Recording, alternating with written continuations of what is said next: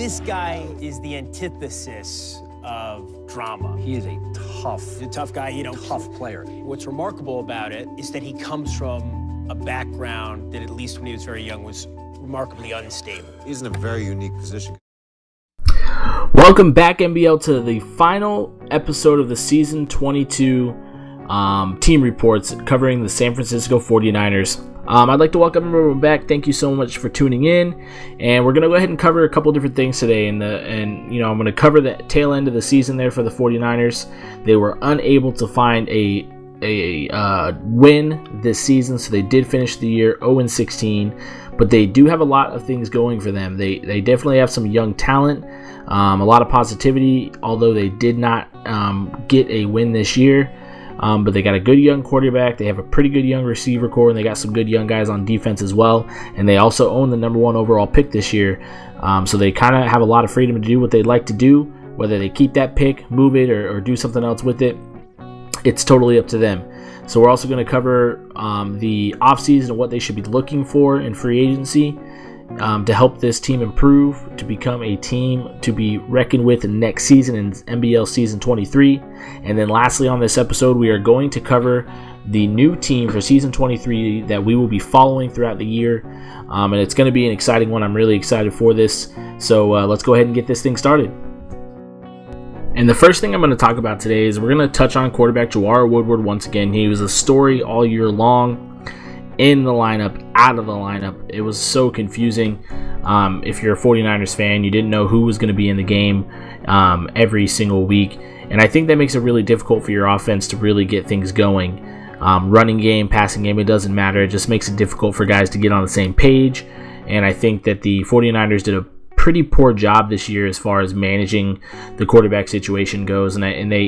A lot of blame was put on this young quarterback, but just kind of going back and watching some of the games this year, some of the decision making was definitely poor, but I don't know if this quarterback was given an opportunity to really succeed in the best possible situation on the season. But as you can tell, his touchdown to turnover ratio, interceptions there is absolutely terrible. That's not a position you want to be in.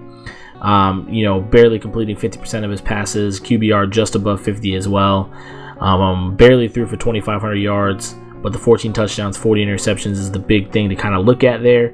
But like I said, it's kind of difficult to sit there and put it all on Jawar Woodard. He made a lot of great passes on the year as well.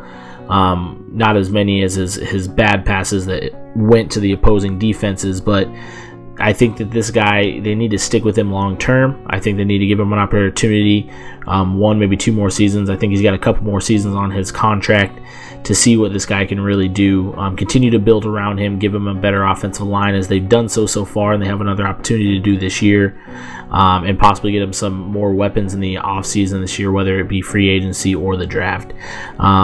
So, like I said, I personally think Jawar Woodard should stay in.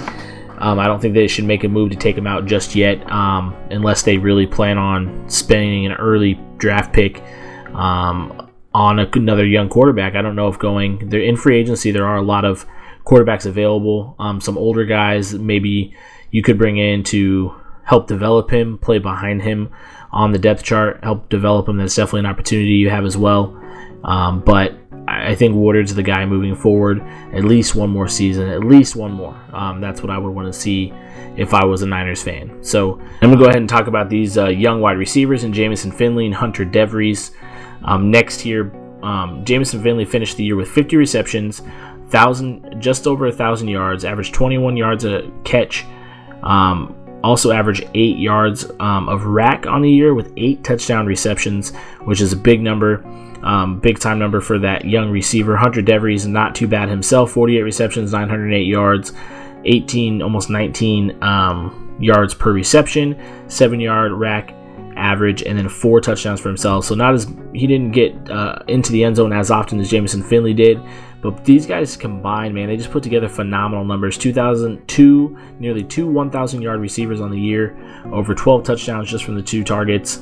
They're both big guys, young guys, and I think that you combine them with Jawar Woodard, and just give them an opportunity, like I said, another season or two, they can really develop into young superstars here in the NBL. And I'd hate for these guys, San Francisco has really believed in building through the draft and bringing in youth to build their roster, and I think that they might be in a position, maybe some sort of panic, where they're going to spend some money in free agency, which I think they need to do anyways, but I don't want them to target the wrong positions. Now, if they can bring somebody in, like I said, an older guy, a veteran that can help develop these guys, I don't think that's the wrong move.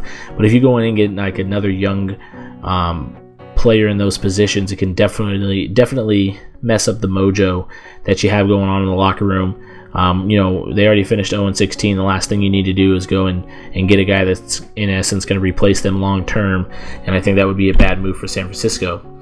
Next thing I'm going to go ahead and touch on is San Francisco. Like I said, they finished 0-16, so they own that first overall pick, but they decided that they wanted to trade it to the Green Bay Packers, who gave up a ton to move up. They really, Green Bay doesn't have Aaron Rodgers anymore. Hundley wasn't really working out for them. And so I think that they're going to go after their quarterback. They move up to number 1 overall. They give up the 7th overall pick, the 15th overall pick, and the 43rd overall pick on the year. And I think that's what they're going to be targeting, man, is I think they're going after their quarterback. But this is a great deal for San Francisco. They only moved back 6 spots. I think that they, like I said, personally, I don't think they need a quarterback right now. I don't think they need a receiver. They probably pick up some veteran presence in those positions in free agency. So I think this is a great move, and now they can kind of focus on the offensive line maybe a little bit, continue to build there, and get some of those pieces in the secondary as well, which is going to be extremely important for the success of this football team. So one of the biggest trades ever in the NBL, and this is definitely going to be interesting to see how it plays out, when it comes down to the performance on the field from these young guys that these teams will be drafting on draft day. So, a very, very interesting trade. I love it for San Francisco. I think it was a great thing for them to do. And right now, they're so far early on here in the offseason. They're definitely winning the offseason. And we're just going to have to see who they're able to bring in free agency and what they do in the draft. But we're going to go ahead and move on real quick to the next part and look at maybe some targets that they should be looking at in the free agency period. And as we're going to take a look at right here, there's a couple different needs. This team has a few holes, but I think right now the two biggest needs is at defensive tackle, and yes, I'm going to say at wide receiver. Now, the main reason why I'm saying wide receiver is just because who is available. Julio Jones is not a guy that comes along in free agency, very often. So I think, I touched on the young receivers and making them the future there in San Francisco, but I also said that if they're able to bring in a veteran presence that can help these guys groom into future stars, future Julio Jones themselves, I think that you need to do something like that, pull the trigger on an opportunity like that. And Julio Jones is a great guy to do that with. He's obviously extremely talented. He's had a ton of success here in the NBL, and I think that this would be a great addition for the San Francisco 49er team. Just to help Jawar Woodward. Julio's lost a step a little bit. He's not as fast as he once was, but he's still a great, person or a player to look at this point in time in his career. On the other side of the football, the defense has always been a struggle in San Francisco, especially this year. They couldn't seem to get a stop when they needed to, but Muhammad Wilkerson is going to be the guy that can definitely do that for them. He's same thing. He's aging, but he still has a couple years left, in my opinion. At least 2, maybe 3 years. And he could finish his career off in San Francisco. And I think that this would be a great fit for both Wilkerson and the Niners. Wilkerson's just a great run stopper. He's also good at getting to the quarterback, and that's not something you always find at the defensive tackle position. So, once again, I think this is a great fit. Like I said, San Francisco has always tried to build young on their teams, and there's nothing wrong with that, but you have a chance. You have a lot of cap space. You need to use it. You can't keep it. It doesn't carry over, anything like that. So you need to try and bring in some veteran presence on your team, and these are both two guys I think would be great acquisitions for a very young San Francisco team. And, Wilkerson and Julio together have both been a part of some great teams in their past, and they can definitely help this young group groom into something great. It could be a potential powerhouse in the future here in the NBL, and I think that these two guys are going to be a big part of that if San Francisco wants to turn the page here and begin a new chapter there at Levi Stadium. All right, and this gets us to the very last part of the NBL team report episode. Good luck to the San Francisco 49ers. I think you guys are headed in the right direction. I know you had a tough season at 0-16, but there's definitely a lot of positive things to look at, and I think if you guys are just continue to be patient as you have been, you guys are going to be a great team here in the NBL very, very soon.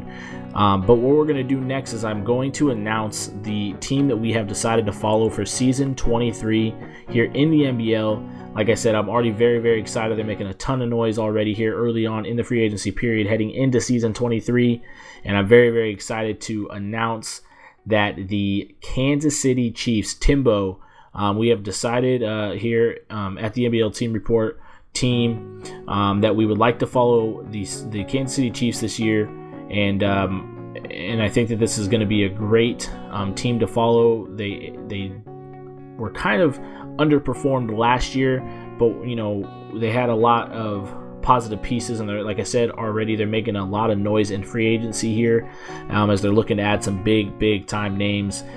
So it's going to be very, very fun. It's going to be an interesting season. Going to have a great time following these guys and breaking all the breaking news, bringing it to you guys here in the NBL. So I look forward to doing that, and thank you guys once again so much for tuning in.